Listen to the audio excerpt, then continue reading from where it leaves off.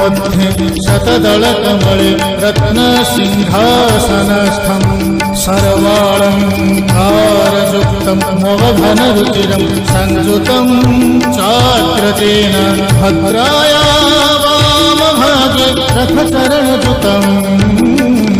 ब्रह्मरुद्रेन्द्रवन्द्यं वेदानां सारमीशं सजनपरिवृतम् ब्रह्मदारुं स्मरामि ब्रह्मदारुं स्मरामि।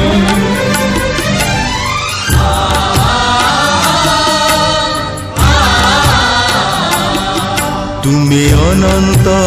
क्षय हे जगन्नाथ, तुम्हें अव्यक्त अक्षर हे जगन्नाथ, निज इच्छारु सृजिल हे जगत, आदि नाही जे तुमार नाही अंत, तुम्हें पवित्र ओंकार चिर सत्य,